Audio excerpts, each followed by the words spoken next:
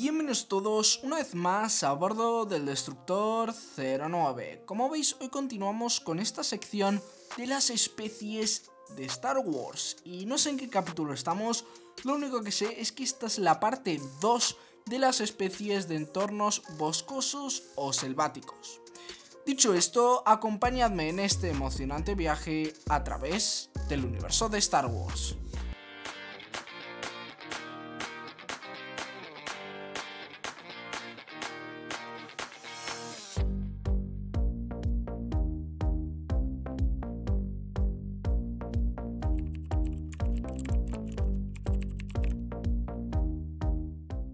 Comenzaremos hablando de los Ewoks, que ya les tocaba salir en algún vídeo. Estos eran una especie peluda y de pequeña estatura, nativos de la boscosa luna de Endor. Las tribus Ewok eran gobernadas por un consejo de ancianos y encabezada cada una por un jefe.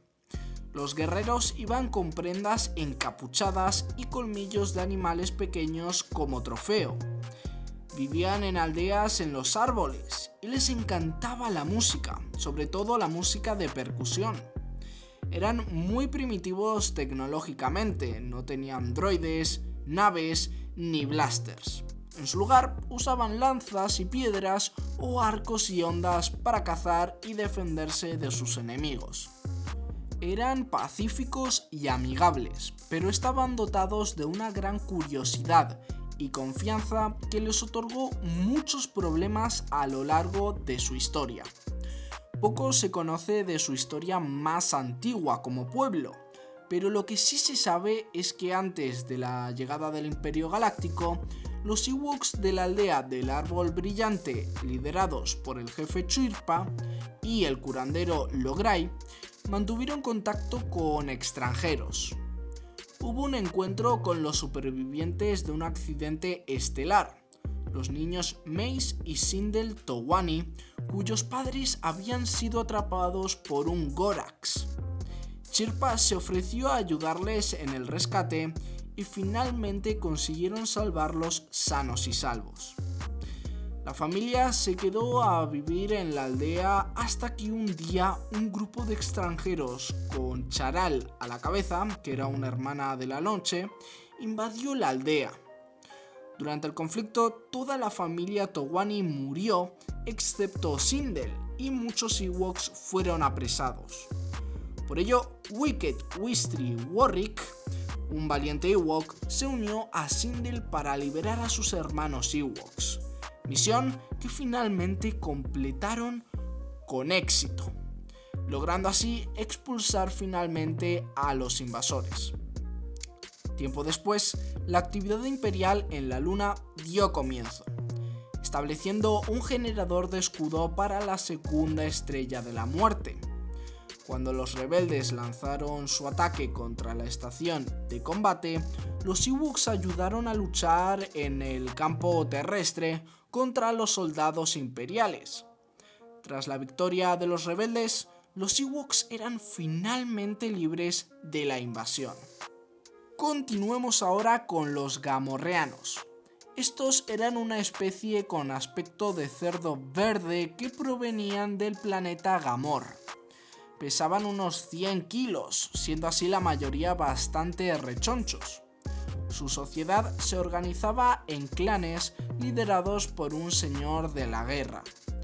Los machos se dedicaban a la guerra y el combate, mientras que las gamorreanas, que eran una minoría, se ocupaban del trabajo productivo, ya sea la agricultura, la caza, la fabricación de armas e incluso la gestión de negocios y del comercio. Su religión se basaba en el animismo, creyendo así que todo tenía un espíritu duradero que podía afectar al mundo físico. El combate gamorreano era totalmente cuerpo a cuerpo y, por lo general, dependía del poder físico de cada individuo. Su arma preferida era el hacha y solían vestir con ropas tupidas y armadura en los hombros y los antebrazos. Odiaban la tecnología de cualquier tipo y el uso de la fuerza estaba considerado incluso algo deshonroso. tenían su propia música llamada ópera gamorreana, un dato un tanto perturbador pero cierto. Como resultado de sus características físicas y poca inteligencia, los gamorreanos que se encontraban lejos de su planeta solían ser empleados como mercenarios, guardias o trabajadores pesados. De hecho, es que a los Hutt les encantaba contratarlos porque eran, 1, económicos y 2, muy leales, ¿vale? No eran fáciles de sobornar. Tercer lugar para los Troig. Estos eran una especie bastante curiosa, nativa del planeta Polylus, con 2 cabezas, ¿vale? Cada una con su propia personalidad. Estos eran bastante inteligentes, con facilidad para aprender diversos idiomas. Por ello, muchos de los locutores más famosos de la galaxia eran Troigs. Un ejemplo de ello puede ser Fodesimbid. Muchos se preguntaban cómo es que podían convivir 2 conciencias en un solo cuerpo. Pero bueno, esto se debía a que realmente no eran completamente independientes una de otra.